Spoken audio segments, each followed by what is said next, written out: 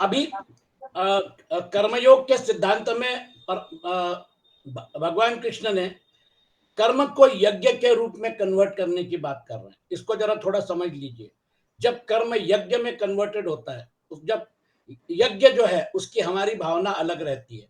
यज्ञ में हमें अपने लिए कुछ नहीं रखना है। हमको अग्नये स्वाहा इदम न मम, है ना, वरुणाय स्वाहा इदम न मम, ये मेरा नहीं है, ये वरुण का है, ये अग्नि का है। इस भावना के साथ यज्ञ परफॉर्म किया जाता है। इसलिए भगवान बोलते हैं अब आप कर्म को यज्ञ के रूप में देखो, और फिर यज्ञ के अनेक प्रकार बताते हैं। गत संगस्य मुक्तस्य ज्ञानावस्थित चेतसः यज्ञायाचरतः कर्म समग्रम प्रविलीयते।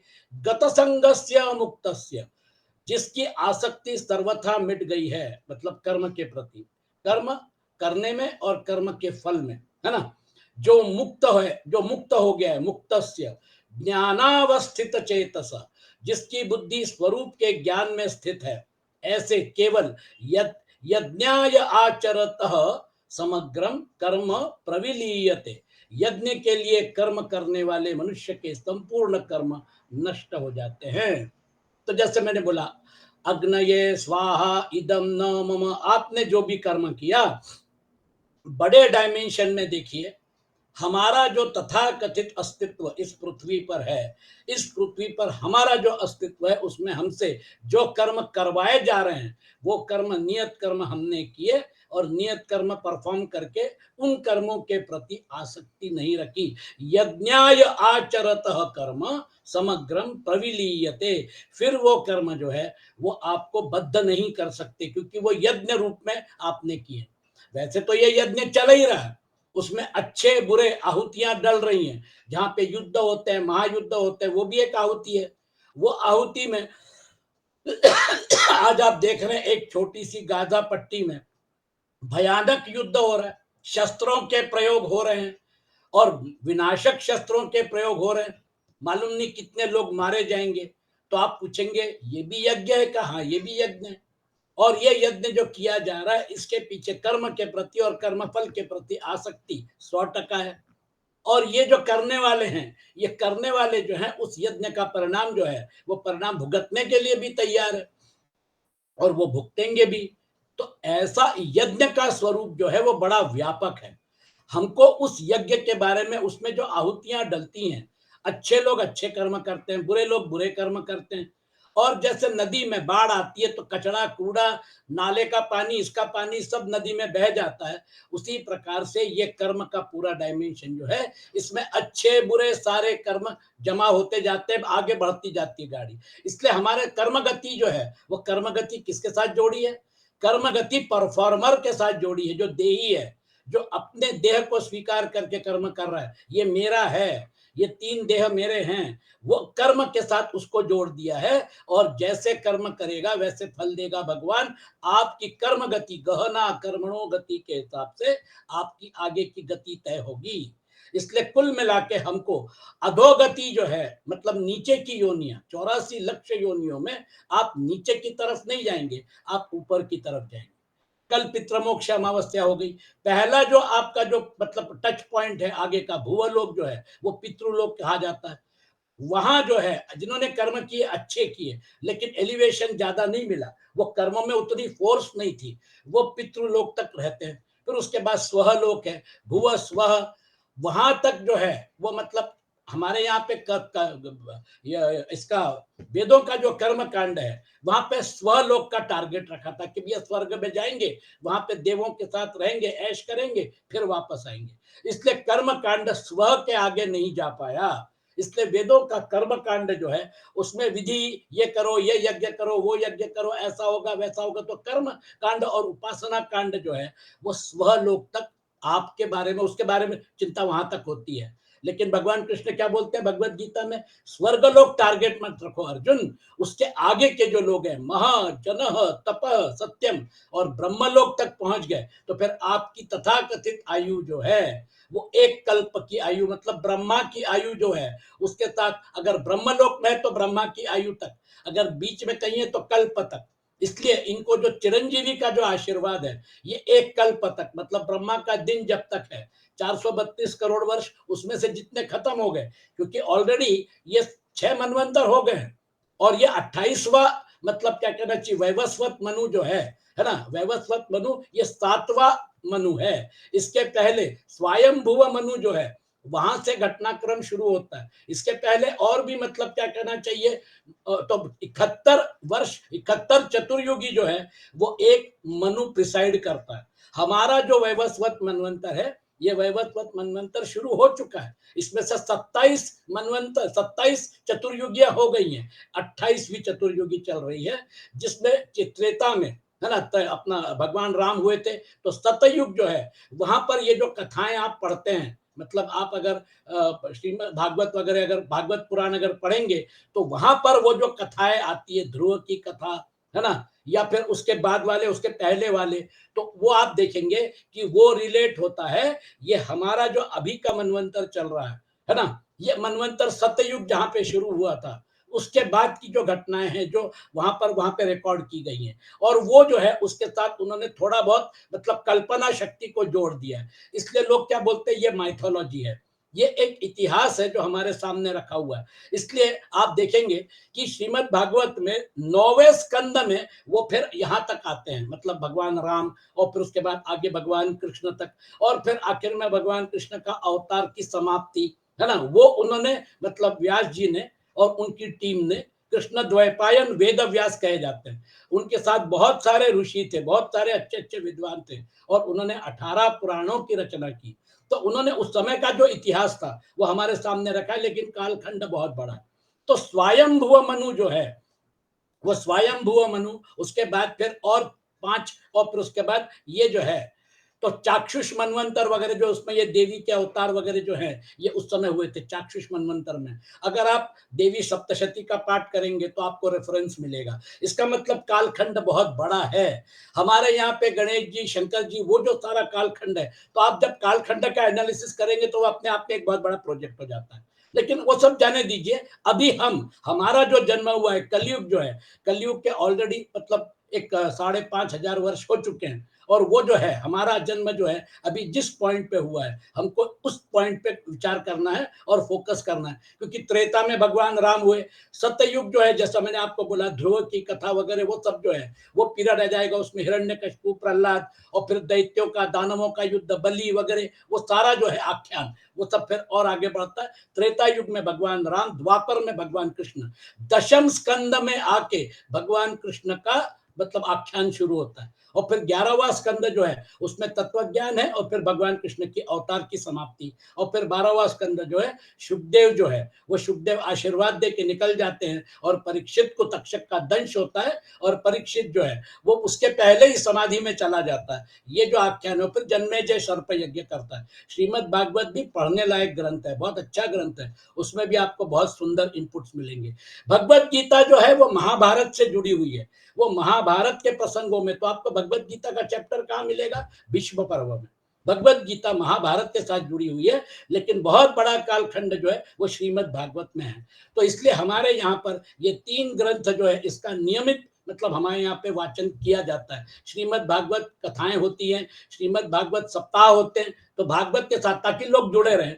फिर उसके बाद भगवत गीता, ये महाभारत के साथ जुड़ी हुई है, और फिर रामचरितमानस, अध्यात्म रामायण, वाल्मीकि रामायण, ये भगवान राम के साथ जुड़ा हुआ है। ये हमारे 3, हमारे मतलब हिंदू धर्म के 3 आधार स्तंभ हैं। या तो राम को समझ लीजिए, या कृष्ण को समझ लीजिए। अगर आपने राम और कृष्ण को समझ लिया, तो आपको हिंदू धर्म समझ में आ गया। इसलिए ये 3 ग्रंथों की बहुत प्रमुखता है। मैं चाहता हूं आप सभी लोग ये ग्रंथ अपने संग्रह में रखें, और इनको जब भी यथा योग्य समय आप पढ़ते रहिए।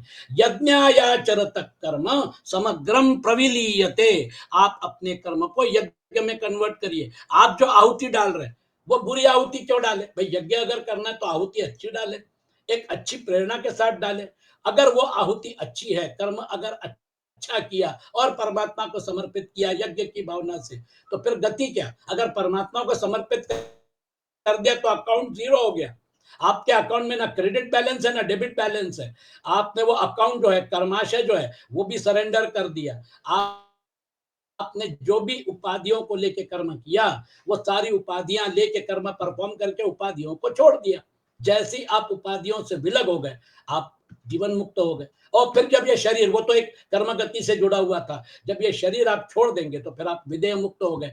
मतलब आब्रह्म भुवनालोका पुनरावर्तिनोर्जुन, वो ब्रह्मलोक तक भी कभी ना कभी वापस आना पड़ेगा, या फिर ब्रह्मा के साथ जब ब्रह्मा मुक्ति होगी। ब्रह्मा का आयु 311 लाख करोड़ है। जब ये ब्रह्मा का आयु समाप्त हो जाएगा, नए ब्रह्मा जो है वो जब आएंगे तब आएंगे, क्योंकि महाप्रलय है वो, उसके बाद फिर नए ब्रह्मा आएंगे। ये ब्रह्मा के साथ फिर उनकी आयु समाप्त हो गई, तो फिर आप जो है वो भी, मतलब आपका तथाकथित अस्तित्व समाप्त हो गया। बहुत बड़ा पीरियड है। लेकिन अगर आपको इसी जन्म में विदेह मुक्ति प्राप्त करनी है, तो फिर आपके लिए शॉर्टकट है, जो भगवान कृष्ण ने भगवत गीता में 8वें अध्याय में बता दिया कि भैया अगर तुमको अगर करना है तो उस समय, मृत्यु के समय अगर अधियज्ञ में स्थित हो गए, वो अधियज्ञ का जो पॉइंट है, अ में से बाहर, उ में से बाहर, म में से बाहर, वो जो बिंदु है, वहां पर अगर उस पॉइंट पे आप बिंदु में अवस्थित हैं और प्राणोत्क्रमण हो गया, तो फिर डायरेक्टली आप वैकुंठ लोक, मतलब वहां पर पहुंच गए। यद्गत्वा न निवर्तन्ते तद्धाम परमम मम। हमारे यहाँ कर्म गति के बहुत हिडन डायमेंशन है, इसलिए कर्म बहुत बड़ी चीज है, और इसीलिए हमारा यहाँ पर अस्तित्व है कर्म करने के लिए। तो गत संगस्य, क्रियाओं का, पदार्थों का, घटनाओं का, परिस्थितियों का, व्यक्तियों का जो संग है, क्योंकि जो भी हम करते हैं ये सब व्यक्ति सापेक्ष, वस्तु सापेक्ष, परिस्थिति सापेक्ष, शरीर सापेक्ष, ये कर्म का डायमेंशन है। इनके साथ जो हृदय देने वाला है, स्वार्थ भाव को छोड़कर केवल लोगों के हित के लिए लोक संग्रहार्थ कर्म करते रहने से कर्मयोगी क्रियाओं, पदार्थों आदि से असंग हो जाता है, अर्थात उसकी आसक्ति सर्वथा मिट जाती है। इसको मैंने बार बार एम्फसाइज किया है, रोल प्ले करिए, बहुत अच्छी बात है, लेकिन सभी लोग उपाधियों में रहकर ये यहाँ पर रोल प्ले कर रहे हैं। उपाधियों के बगैर रोल प्ले नहीं हो सकता। मैं आपसे संवाद साध रहा हूं, मेरी बुद्धि और आपकी बुद्धि ट्यून हो रही है, मेरा मन आपका मन, मेरी बुद्धि आपकी बुद्धि, इस प्रकार से ये पूरा का पूरा जुड़ा हुआ है। उपाधियों के बगैर कर्म नहीं हो सकता, इसलिए हम सब उपाधियों से बंधे हैं। लेकिन जब व्यक्ति चली जाती है शरीर को छोड़कर, तो फिर ये संवाद बंद हो जाता है। कैसे इंटरैक्ट करोगे? शरीर जो है वो तो फिजिकल डायमेंशन में है, लेकिन उसके अंदर जो प्राण है वो तो दिखता नहीं है, उसके अंदर जो मन है वो भी दिखता नहीं है, उसके अंदर जो बुद्धि है वो भी दिखती नहीं है। बाकी सूक्ष्म शरीर के सारे फैक्टर जो हैं, वो जब तक शरीर है तब तक परफॉर्म करते हुए दिखते हैं। जैसे ही शरीर छोड़ दिया तो फिर उसके बाद वो परफॉर्मेंस डायमेंशन से बाहर चले जाते हैं। हाँ, ये है कि उनका अस्तित्व समाप्त नहीं होता है। इसलिए आपको कभी कभी महसूस हुआ होगा कि आपके पितर जो हैं, आपके जो मतलब ये हैं, वो जाने के बाद भी आपको स्वप्न में आपको दर्शन देते हैं, स्वप्न में आपको कुछ इंस्ट्रक्शन देते हैं। कुछ लोगों को होता है ऐसा इंट्यूशन, वो आके आपको कांटेक्ट करते हैं, आपको सावधान करते हैं कि भैया आगे इस ऐसी घटना होने वाली है, क्योंकि वो इस फिजिकल डायमेंशन से बाहर है, तो उनके लिए और बड़ा डायमेंशन खुल जाता है। लिमिटेशन जो है, सबसे ज्यादा लिमिटेशन फिजिकल डायमेंशन में, जो सूक्ष्म शरीर है वहां पर लिमिटेशंस कम है। सबसे ज्यादा लिमिटेशन में हम लोग जी रहे हैं, स्पेस टाइम का लिमिटेशन। फिर उसके बाद शरीर अगर है तो उसको हेल्दी रखना पड़ेगा। थोड़ा सा वातावरण बदल गया तो सर्दी हो जाती है, थोड़ा सा गड़बड़ हो गया खाने में तो पेट खराब हो जाता है, शरीर को रोग लगता है। तो सबसे ज्यादा तो शरीर को बचाने की जद्दोजहद है, और शरीर जो है उसके साथ बहुत सारे फैक्टर जुड़े हुए हैं, है ना। तो वो जो व्याधियां हैं, दैहिक दैविक भौतिक तापा, राम राज का हु ही नहीं व्यापा, ये जो ताप है ये तो झेलने पड़ेंगे। इसलिए बचपन से लेकर बुढ़ापे तक ये ताप झेलने पड़ते, जो बच गया बच गया, है ना। अब जो वहां पर गाजा में हो रहा है, छोटे बच्चे मारे जा रहे हैं, बेचारी का जीवन उतना ही है ना। तो दिक्कत वहां पे होती है। इसलिए ये जो रोल प्ले है, इस रोल प्ले में ये जो सपोर्टिंग फैक्टर्स है या मॉडरेटिंग फैक्टर्स है, ये मॉडरेटिंग फैक्टर्स तो काम करेंगे, आप इसमें से बच नहीं सकते। इसलिए मिलना जुलना बिछोड़ना ये सारा का सारा होता रहेगा। वास्तव में मनुष्य स्वरूप से असंग ही है। असंगो ययम पुरुषो, बृहदारण्यक उपनिषद। किंतु असंग होते हुए भी यह शरीर, इंद्रियां, मन, बुद्धि, पदार्थ, परिस्थिति, व्यक्ति आदि से संबंध मानकर सुख की इच्छा से उनमें आबद्ध होता है। असंग मतलब आप मेन स्विच ऑफ कर दीजिए ना, आपको एक एक स्विच ऑफ करने की जरूरत नहीं है।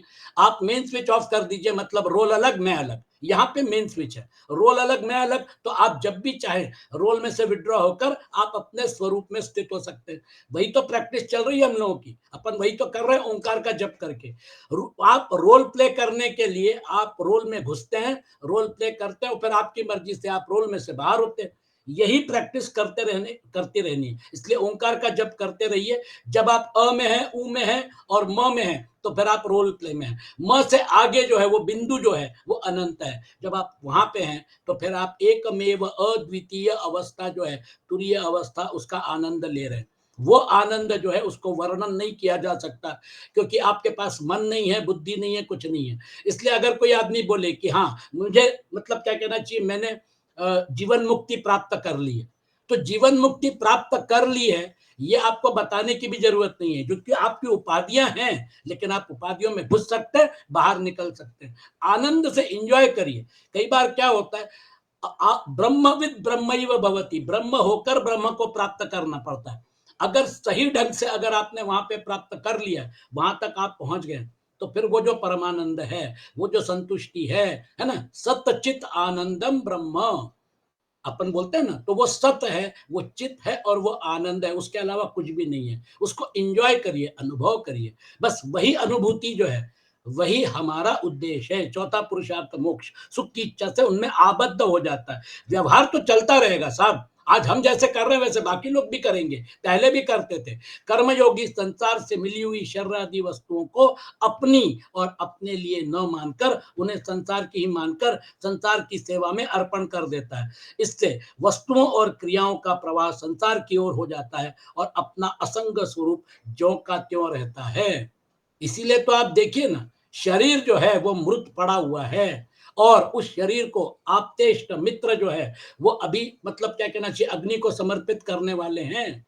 हम खुद ही देखते हैं अपनी आंखों से कि वो जो है, हमको ये महसूस होता है कि जिसका शरीर हम अग्नि को समर्पित कर रहे हैं वो तो गया, वो उसमें रह ही नहीं सकता, उसको आप टच नहीं कर सकते, वो जो है वो बियॉन्ड है। इसलिए वो जो है उस तक पहुंचना बड़ा मुश्किल है। प्राणमय कोश में भी अगर आप जाते हैं तो भी वो हिडन डायमेंशन है। प्राण को एनालाइज करने के लिए उस दिन हम लोग चर्चा कर रहे थे, प्राण का डायमेंशन, मन का डायमेंशन, इनको एनालाइज करने के लिए हमारे ऋषियों ने उस समय जो उपनिषदों में वर्णन आता है उसको देख के समझ में आता है कि उन्होंने कितनी उस समय मेहनत की होगी। उन्होंने एक एक डायमेंशन को एनालाइज करके उपनिषदों को तैयार किया। उपनिषदों में आपके पंच पांच मतलब प्राणमय कोश, मनोमय कोश, विज्ञानमय कोश, ये पंच कोशों का, तीन शरीरों का, तीन अवस्थाओं का पूरा शास्त्र विद्यमान है, और उसके आगे भी है ना। तो ये जो है पूरा का पूरा आखिर तक जाकर, और फिर वो बोलते हैं कि न इति ये नहीं है ना, जहां पर ये समाप्त होता है गुणों का डायमेंशन, उसके आगे वो है, बताइए, गुणातीत, है ना। तो कर्मयोगी जो है हमको इसमें परफॉर्म करना है, लेकिन वो जो असंग भावना है, जब हम इससे थोड़ा विड्रॉ कर लेते हैं तब फिर हमको अनुभव होता है कि नहीं, हम कुछ और हैं और ये कुछ और है। इसमें हमेशा आप प्रैक्टिस करते रहिए, आपको खुद ही महसूस हो जाएगा कि ओंकार का जप करते करते वो रिफाइनमेंट आ जाएगा, क्योंकि ये सिद्ध मंत्र है। आपको इसके लिए कोई विधि निषेध नहीं है, कभी भी कर सकते हैं। मन भी शांत हो जाता है, बुद्धि भी शांत हो जाती है, बल्कि आपकी फोकसिंग पावर बढ़ जाती है ना। मुक्तस्य, जो अपने स्वरूप से सर्वथा अलग है ना, उन क्रियाओं और शरीर आदि पदार्थों से अपना संबंध न होते हुए भी कामना, ममता और आसक्ति पूर्वक उनसे अपना संबंध मान लेने से मनुष्य बंध जाता है, अर्थात पराधीन हो जाता है। ये जो संबंध है ये माना हुआ है। अवास्तविक इसलिए बोला है यहाँ पर, क्योंकि वो जो है ना 15वें अध्याय में बोलते हैं, मनष्ठानींद्रियाणि प्रकृति स्थानी कर्षति। एक मैग्नेट रखा है, चुंबक, और उसके बगल में लोहा रखा हुआ है। कौन किसको खींचेगा? मैग्नेट जो है वो लोहे को खींचेगा। तो हम क्या बोलेंगे?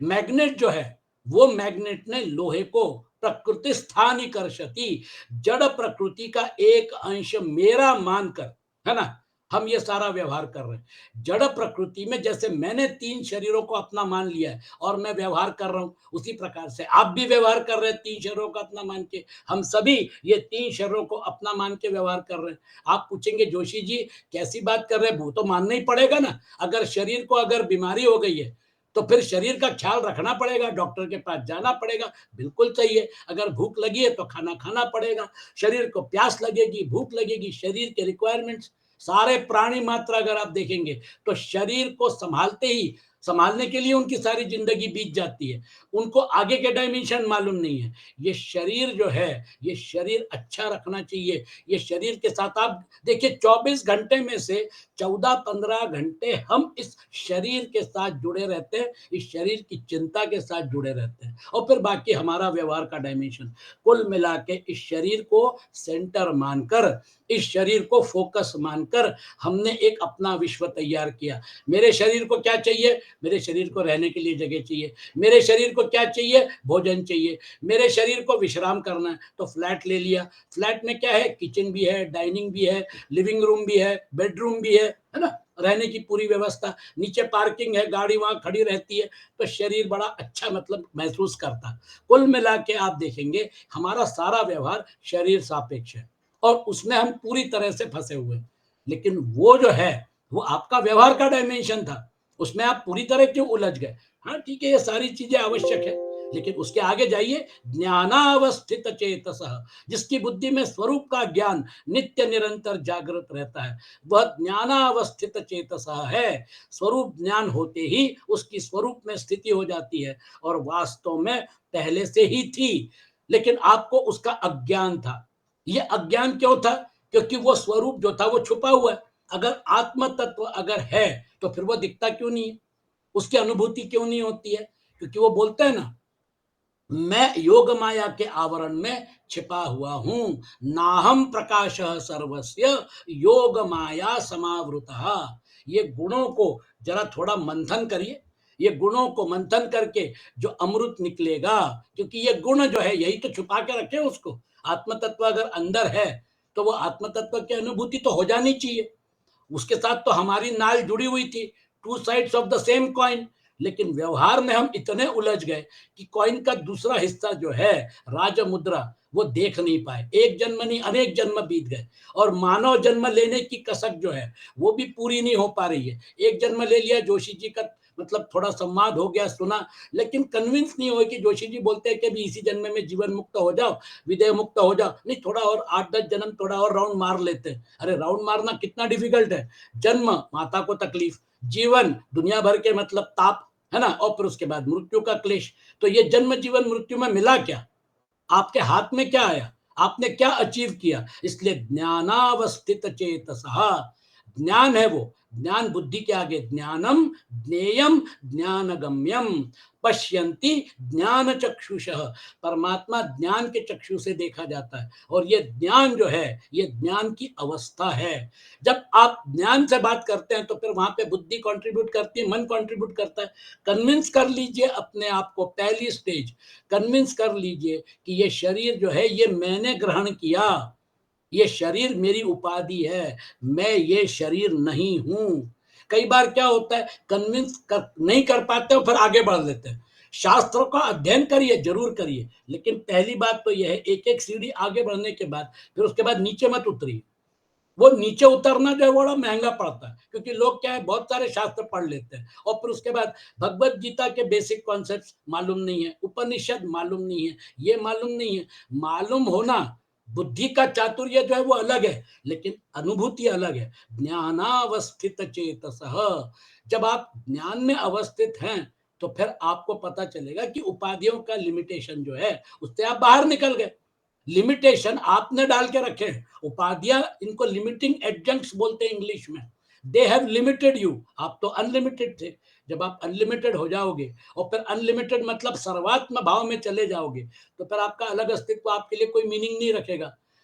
वो मीनिंग जो है, वो मीनिंग सापेक्ष था। वो परिस्थिति, वस्तु, व्यक्ति सापेक्ष जो था वो इतना मीनिंगलेस हो जाएगा क्योंकि वो मिन्यूस्क्यूल हो गया। आप खुद ही मुस्कुराओगे कि मैं कहाँ था और मैं कौन था, मैं बिल्कुल अलग था। वो रियलाइजेशन है ध्यानावस्थित चेतसा। उसका आनंद हमको इसी जन्म में लेना है। वास्तव में ज्ञान संसार का ही होता है, स्वरूप का ज्ञान नहीं होता, क्योंकि स्वरूप स्वतः ज्ञान स्वरूप है। ज्ञानम ज्ञेयम ज्ञानगम्यम। हम संसार को एनालाइज करते हैं, है ना, गैलेक्सीज है, ये है, वो है, लाइट का नेचर क्या है, इसका नेचर क्या है। हम लोग फिजिक्स केमिस्ट्री मैथ्स, बायोलॉजी वगैरह सब जो शास्त्रों का अध्ययन करते हैं, हम संसार को समझने की कोशिश करते हैं। लेकिन समझने वाला जो है, जो संसार को जान रहा है, उसको कैसे जानोगे? विज्ञातारम अरे के न विजानीयात। याज्ञवल्क्य मैत्रेयी को बहुत सुंदर प्रश्न बोलते हैं। ये नेदम सर्वम विजानाति तम केद विजानीयात। जो इस सब को जानता है उसको कैसे जानोगे मैत्रेयी? देखिए बहुत सुंदर है एनालिसिस। विज्ञान जो है वो बाहर का एनालाइज करता है, साइंटिस्ट आते हैं जाते हैं, बाहर की दुनिया का एनालाइज करते हैं। वो एनालाइज करने वाले को कैसे जानोगे मैत्रेयी? येनेदम सर्वम विजानाति तम के न विजानीयात विज्ञातारम अरे के न विजानीयात। बहुत सुंदर संवाद है याज्ञवल्क्य मैत्रेयी का। याज्ञवल्क्य इतने शार्प बुद्धि वाले थे, उन्होंने सीधे सीधे put the horse before the cart. दुनिया उल्टी चलती है, उन्होंने सीधे सीधे बोल दिया, नवा अरे पत्यु कामाय पति प्रियो भवति आत्मनस्तु कामाय पति प्रियो भवति। पति के लिए पति प्रिय नहीं होता है, पत्नी के लिए पत्नी प्रिय नहीं होती है, पुत्र के लिए पुत्र प्रिय नहीं होता है। नवा अरे सर्वस्य कामाय सर्वम प्रियम भवति आत्मनस्तु कामाय सर्वम प्रियम भवति। गाड़ी घोड़ा फ्लैट ये वो सब ये किसके लिए प्रिय? उसके लिए नहीं है, आत्म तत्व के लिए। इसलिए वो जो आत्म तत्व है, आत्मा वा अरे द्रष्टव्य श्रोतव्यो मंतव्यो निदिध्यासितव्यो मैत्रेयी। जब आत्मा तक पहुंच जाओगी, है ना, जब उसका मनन चिंतन जब वहां शुरू होगा, मन में वो मतलब मंथन शुरू हो जाएगा, और फिर उसके बाद आत्मनो वा अरे दर्शनेन श्रवणेन मत्या विज्ञानेन इदम सर्वम विदितम। ब्रह्मांड का भी ज्ञान हो जाएगा, ब्रह्म ज्ञान भी हो जाएगा, मुक्त हो जाओगी। कितना सुंदर प्रश्न पूछा था मैत्रेयी ने। वानप्रस्थ लेने वाले थे गृहस्थाश्रम छोड़ के, और उन्होंने मतलब क्या कहना चाहिए, मतलब अपनी प्रॉपर्टी के दोनों में, क्योंकि मैत्रेयी और कात्यायनी थी, दोनों में हिस्सा करने के सोच लिया, और उस उन्होंने दोनों को बुलाया। कात्यायनी ने सब अच्छा ले लिया, वो जो धन पड़ा था, वो जो प्रॉपर्टी का हिस्सा था, जो भी होगा, मैत्रेयी ने पूछा, महाराज इससे मुझे मोक्ष मिलेगा, इससे मुझे अमृत प्राप्त होगा? तो याज्ञवल्क्य मुस्कुराए, बोले नहीं मैत्रेयी, अर्थ से इससे तुमको मोक्ष प्राप्त नहीं होगा, छोड़ दो। बोली फिर मुझे वो दीजिए जिससे मुझे मुक्ति चाहिए। देखिए चौथा पुरुषार्थ जो है ना, मोक्ष जो है, वो टेबल पे रख दिया मैत्रेयी ने। पति पत्नी थे, लेकिन कितनी शार्प थी वो। और फिर मैत्रेयी ने जो उनको पूछा उसका सुंदर उत्तर दिया, और फिर याज्ञवल्क्य जो थे वो वन को निकल गए, वानप्रस्थ को निकल गए। मैत्रेयी जो थी उसने साधना की, और मैत्रेयी जो थी वो भी मुक्त हो गई। पति पत्नी का रिश्ता था, लेकिन पति पत्नी के रिश्ते में देखो एक कितना सुंदर एक मतलब झालर थी कि आप मुझे वो ज्ञान दीजिए, आपने मुझे बहुत कुछ दिया है, वो ज्ञान दीजिए जिससे मुझे मुक्ति मिले। इस प्रकार का संवाद जो है बृहदारण्यक का, ये मतलब यानी ये मैत्रेयी अमर हो गई। तो ये आप देखेंगे कि ये जो है ज्ञान ज्ञान चेतसः। अब आपको अगर अगर ये अगर डायमेंशन है, यज्ञायाचरत कर्म समग्रम प्रविलीयते। कर्म में अकर्म देखने का ही प्रकार है यज्ञार्थ कर्म, अर्थात यज्ञ के लिए कर्म करना, निस्वार्थ भाव से केवल दूसरों के हित के लिए कर्म करना। मतलब जब आप यज्ञ करते हैं तो जैसे अग्नये स्वाहा इदम न मम, उस भावना के साथ हम लोग यज्ञ परफॉर्म करते हैं। कर्म किया, संसार का है, संसार के टूल्स है, टूल्स भी संसार के, कर्म भी संसार में। ये जो है, हाँ एक 2 मिनट, ये जो है इसको अपन अच्छी तरह से एनालाइज करिए।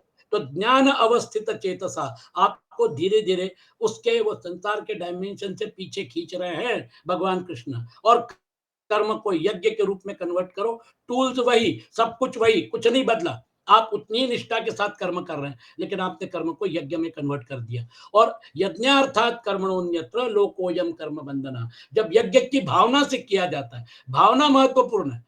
डायमेंशन तो वही है, जब आपकी भावना बदल जाती है तो फिर उसके बाद प्रकृति के जो कार्य हैं, क्रिया और पदार्थ, इन दोनों के प्रति आपका आकर्षण कम हो जाता है, और आप एक अलग डायमेंशन में अपने आप को पाते, ज्ञानावस्थित चेतस। तो इसलिए ये छोटी छोटी चीजों के पीछे भागना, है ना, और उसी में जीवन बिता देना, ये जो है ये हमारा पर्पज जीवन का नहीं होना चाहिए।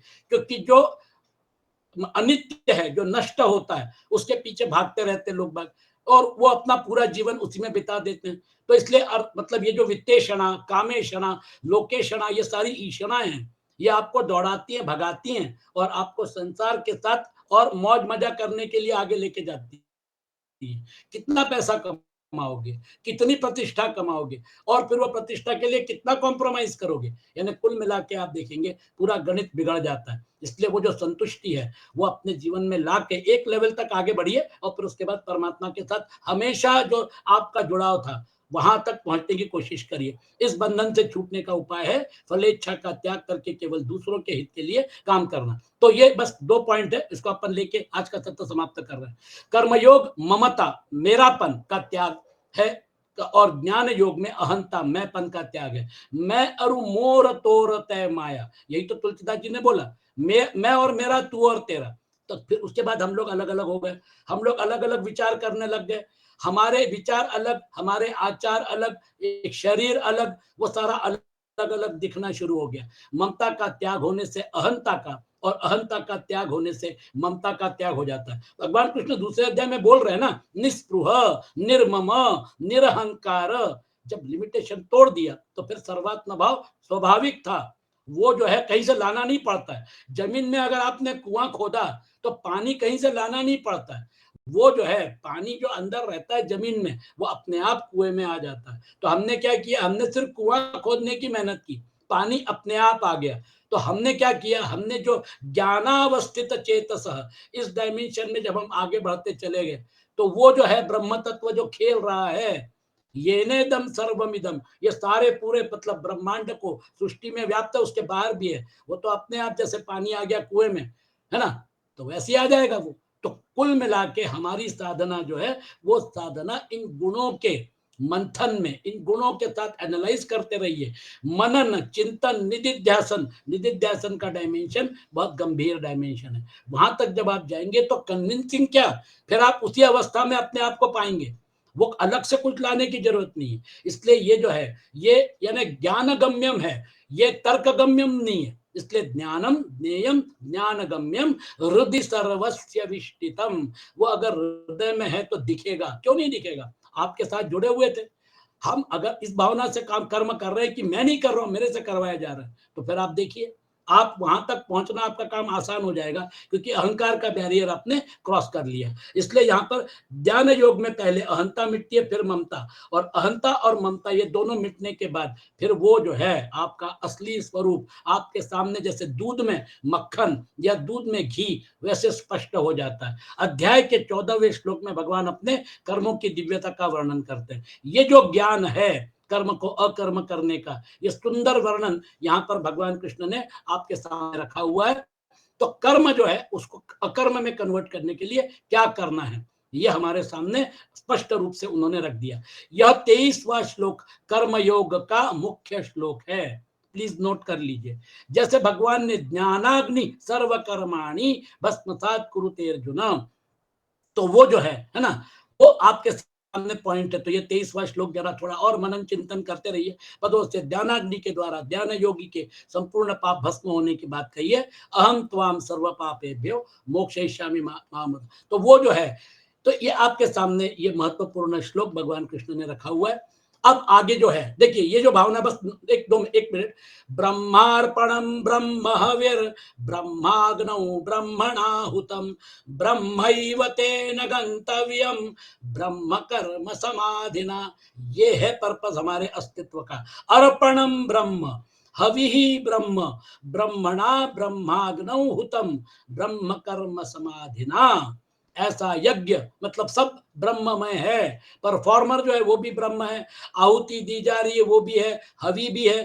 तेन गंतव्यम ब्रह्म एव, उसके द्वारा प्राप्त करने योग्य फल भी ब्रह्म ही है। देखिए वही कर्म था, उस कर्म को आपने जिस भावना से किया वो कर्म आपको उस लेवल पे एलिवेट करके लेके गया। आज का सत्र हम यही समाप्त करते हैं। ओम असतोमा सद्गमय तमसोमा ज्योतिर्गमय मृत्योर्मा अमृतम गमय। ओम शांति शांति शांति। ओम